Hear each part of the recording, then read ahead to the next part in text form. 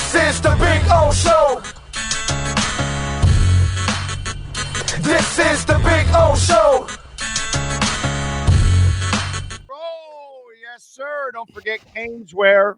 You can use our code BIGO10. You will get 10% off. So if you want to get that messy jersey, get something Heat, get something Panthers. They are kind of the best team in town, so you can get that. And pretty much anything and everything with the Canes logo on it.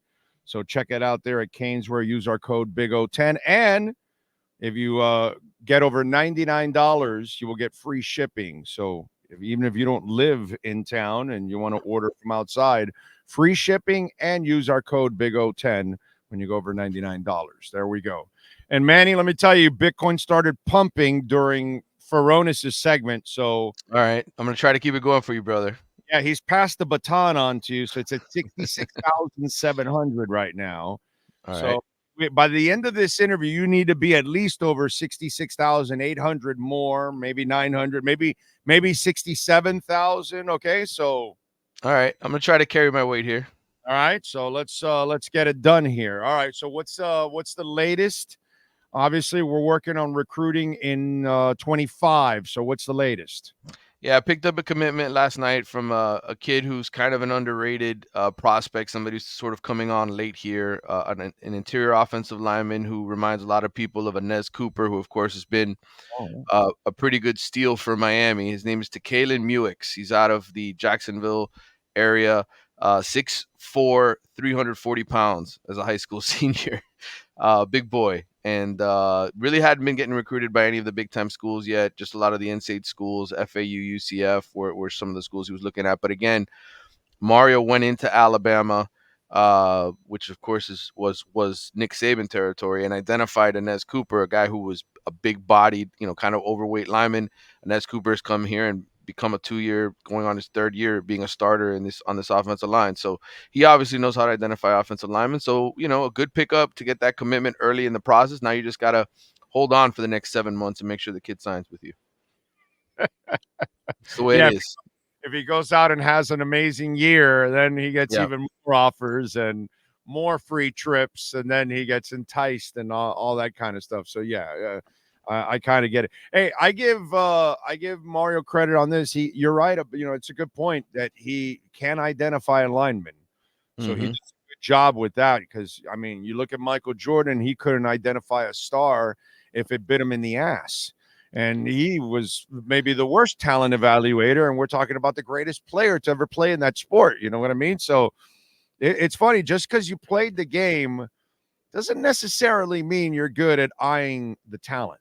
Right. And I think that's really important in today's game of college football, where offensive linemen and defensive linemen, both of them, that's where you win the game. And I would say a lot of the evaluations that are done by these recruiting websites obviously isn't going to be as good as a guy who knows what he's doing, like Mario Cristobal, who just knows certain traits, picks up certain things that he can see in a guy who's that big, and say he can move. He can actually move his body around and do what he needs to do. And so I think kudos to Mario for the success he's had so far. And I think if you're a Miami fan, be happy that you have a guy at a very important position that can evaluate talent like that. Let me give you an off-the-ball question that I just thought of right now. Since you follow it every day on the beat and you got your people inside, what do you see different in this offseason than the first 2 off seasons for Mario? Where have you seen growth? Well, I think this is definitely 100% his team now. There's only 7 guys left from the Manny Diaz era that were recruited here during the Manny Diaz era among the 85 scholarship players. So to me, these are all guys who at their core were Mario guys. So that mentality of whatever it was that those other guys had before, the Tyler Van Dykes of the world, pretty much gone. And if you're still here, if you're among the 7 that are still here, it's because Mario vetted you really, really well and thinks you can hang around. So to me, I just think that's the difference going into year 3. You still had a lot of other guys that were part of Manny Diaz, because Mario basically couldn't replace all of them. He couldn't go out and get every single replacement that he wanted. It takes time to build those rosters. So now in year 3, I think this is 100%. Every single one of his guys has his attitude, his mentality, and it's his team now. 66,861. We're going up. Yeah, you're damn right. It was at $750 here since All we've right, been. brother. Good. That means I'm doing a good job. That's my point. You're continuing the ride here. All right. Good. You might get us over 67,000. There's a candle that's just, let me see where I can, let me see if I can bring it up right here. 60. There we go. Let me see if I can bring it up and we can share while we're doing the interview. We can share the screen and hopefully see. There you go. Moving on up.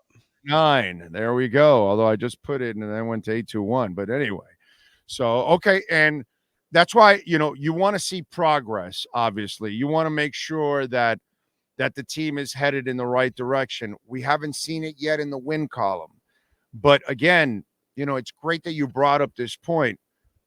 When you take over, it's about redoing the foundation. And when you haven't won for like 20 years and you don't know how to win and you haven't been a winning program and you haven't been a stud program, everything needs to be reprogrammed.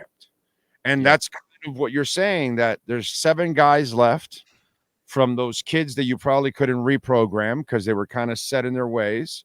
So you either had to weed them out or they had to just finally just end their time and graduate and move on. And so now you've got your guys. But in the process, what you have to do is kind of rebuild that foundation is what you're doing here. And so that's the question. Do you have the foundation that wants to work hard and get it done and not and be tough in those moments? By the way, 66,900. You're getting it done. Yeah, I think it's a big part of it, and that's why so many coaches, the timeline is usually 3 years, and you look at Mike Norvell, his first 2 years of Florida State really weren't great. They were not very good. He dealt with a lot of issues flipping that roster, and look, he did it a different way. He did it primarily through the transfer portal. A lot of the high school kids he didn't recruit weren't that good. I think Mario's doing it a little bit differently. It's a combination of both. He's obviously sprinkled in the Ruben Baines and the Francis Maui Noahs and the Inez Coopers and guys that, to me, are foundational pieces. Whereas I think you look at Florida State's roster and you say, well, how many of those guys are high school recruits that turned out to be really good? Not a lot of them. You look at the NFL draft this year, of the 10 guys they had drafted, 9 of them were transfers, guys that at some point or another came into the program via the transfer portal. I think for Mario, the next couple of years are going to be big. If you can show, hey, we recruited a Ruben Bain and a Francis Maui Noah and an Inez Cooper, and those guys end up in the first or second round, you can sell that, and that is where you really, I think, take off as a program. Hey, not only can you recruit these guys that are super talented and top end recruits, but now you're helping them reach their maximum potential, and they're winning awards and helping you win championships and helping you go to the college football playoff. That's how you get Miami to go from being an also-ran team in the ACC to maybe the best team in the ACC and maybe a consistent national championship contender. Yeah, and listen, man. Again, we got to see them win and win those games, but you've got to have the right kids in order to do it. And let's hope, because we haven't seen the right kids, bro. Right. We saw a guy a couple of years ago completely avoid a tackle in the open field. Right. Like he made like a decision there, like what? That these are things that we got to put in the rearview mirror, kind of like you're about to put 67,000. You just put 66,000 in the rearview mirror. I saw the 67. We popped in there. Oh, we made it. We made it to 67. You made it to 67. It's floating right around there, brother. We're hanging tight. We're hanging tight there. We got to put in the rearview mirror these sorry ass players that weren't getting it done, and you gotta put 67,000 and more in front of us, bro. Yeah. So like now, by the way, when we talk about facilities and all that kind of stuff, is there any new things, any changes, anything? Yeah, I think I think the priority right now is the roster, the players, the coaching staff, that facility, and I've said this on another podcast earlier this week. That facility, it'd be awesome to have, right? But in reality, what's going to help you win? A facility or having the best players in college football on your team? Winning. That's what's going to keep this going. And so while I know Miami is still raising money and raising funds to build, a incredible football facility, I think that's something that could come if Miami makes the playoff this year. A lot more people are going to want to be opening up their wallets if they see Mario get this program to the playoff, right? I think so. At some point, you got to have ROI, return on investment, right? And I think the moment you do that, okay, now you're getting more donors to come out and say, okay, we'll help you with your $300 million, build for this facility. Right now, though, I think it's about winning. I think that's a priority. Eventually, they will get to building that thing whenever it happens, or upgrading what they have right now. And in the process, that was part of it too. For the next couple of years, they're supposed to be upgrading what they already have. So, it's a process. I would just say, think about what the product is on the field over what's off the field. Yeah, no, listen, I know it's a different sport. Same sport, but different level. Mm-hmm. But it's funny because the Dolphins were rated the number 1 in the NFL, right? Mm-hmm. Kansas City Chiefs were rated the worst. Yeah, and look what they did. So in the end, if Mario can win, if Mario can develop players and send them to the NFL, then that's when the cycle starts. Right. And that's when it's in absolute cruise control. Yep. That's all. You want to get into cruise control?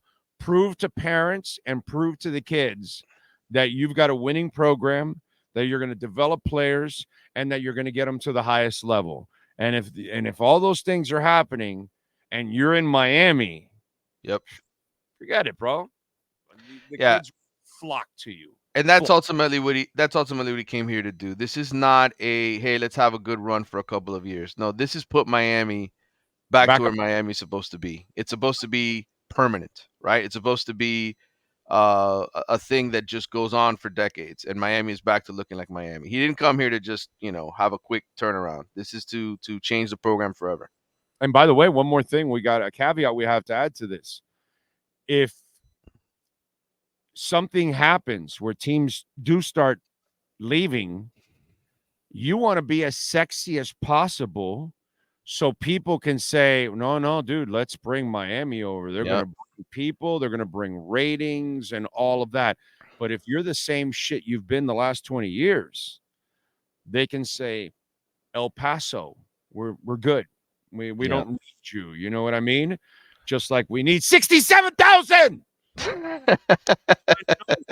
No, on a serious, we do need 67 and 68 and 60. No, but seriously, that's so there's a lot on the line here for the program. You're putting the money in, you got the coach, but your future is a little hazy as a conference because you got some teams that are already trying to work their way out of it in FSU and Clemson, and you don't be left holding the bag, and then all of a sudden you're the big least part 2 again.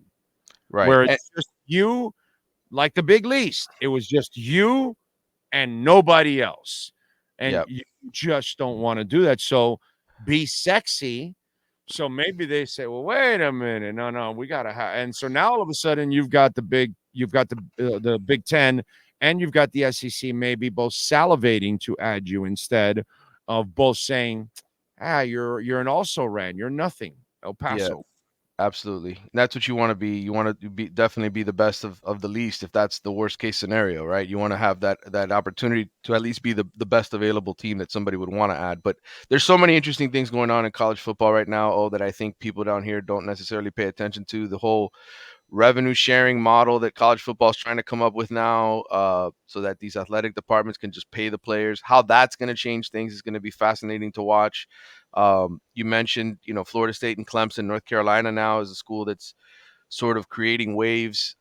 We had a long discussion. If people want to check this out at some point when your show's over, to go watch the Until Saturday podcast that I recorded yesterday with Ari Wasserman and Chris Vanini, two of our best national guys, where we talked a lot about the transfer portal, and then the ACC and the sort of state of the ACC, and TV dollars and all that kind of stuff. We kind of, I think down here, being a South Florida native, I can speak for the community. I think most of us just were, hey, is Mario going to win? You don't really look beyond that, right? When it comes to college football. But there is so many interesting things going on in college football right now that I think people need to be aware of, beyond just, hey, what's happening to our team? Because the conference realignment between players, like I said, the TV revenue gap that's being created, and then the compensation for players, back pay for guys who didn't get paid during the NIL era, who feel like they're owed something. There's just so much going on, and it could really change the way we look at college sports pretty soon if some of these rulings go down. You want to stick around for 68,000? Because be a little cocky, because that shit is pumping, bro. It's pumping. Yeah, we are on the rise, brother. I think I might have to stick around with you here to help to see where this thing goes, where we take off. Yeah, we pumping, baby. We pumping. I love it, bro. We're up how much? 2.5% right now. Is that what it is? That's what it is since you started. 2% right now. We're up. I mean, it was up 7% a couple days ago, and then now another almost 2.3% right now. Not bad. No. You did your job, bro. All right, good. I feel good about that. Kind of like Brett at Canes. We're always strong. Remember, use our code BIGO10. You will get 10% off online or in person. And if you don't live close and you want to order online, go ahead. Over $99, you will get free shipping. So go check it out there. Manny, what do you got going on in the athletics so folks can check you out, my friend?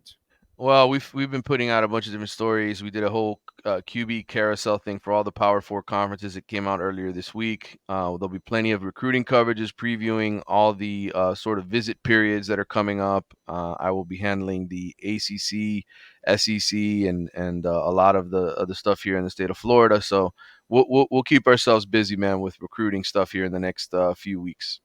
All right, by Tuesday, we'll be over 70,000 when we're talking to you the next time around. There we are. That's where I hope to be. That's where I want you to be, brother. 75,000 maybe. Who knows? There you go. This might be the rebound we've been waiting for during this dip. Manny, have a great weekend, my brother. Follow him on Twitter, by the way, folks, at Manny_Navarro, and please subscribe to The Athletic. Appreciate you, man. Have a fantastic weekend. You too, brother. Take care. Got it. There you go. Caneswear.com.